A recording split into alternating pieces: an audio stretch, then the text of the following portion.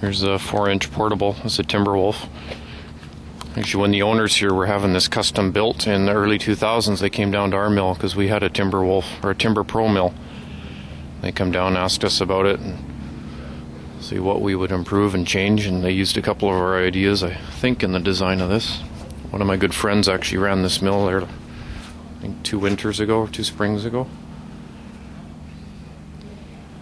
So, right back in my element here. I know all about this stuff.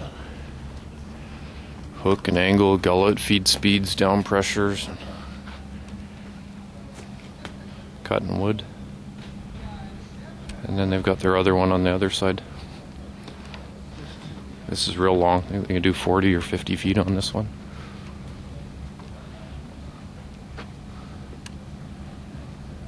And across in there is another one.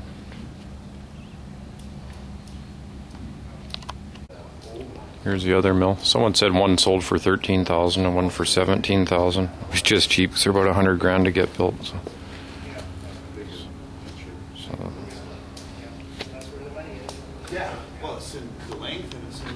Very familiar.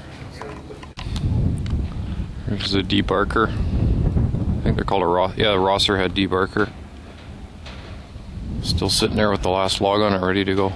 It's like the employees had no idea what was going to go on here. But that's just me talking. I don't know for sure. But everything was in order to cut the next board and stopped. But that's the whole forest industry, though. Every day it goes, and one day each piece of it dies. Back corner of the mill, shingle part.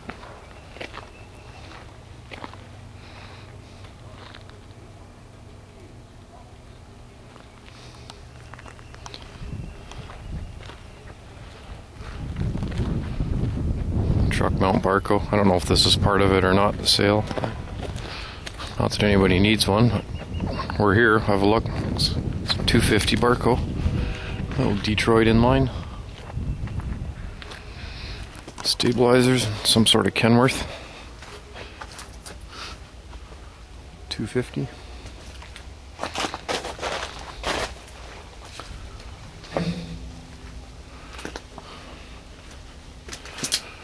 Oh, my mistake. Kenworth, that's cool. So, I better get this for the truck club for Scott and the boys. Serial number T7256-585 model P9.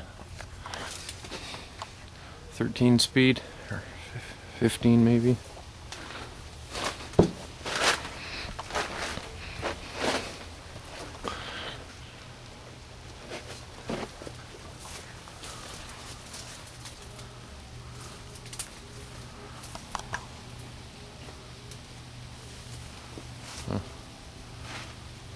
One of the last escaped Pacifics, still on the loose.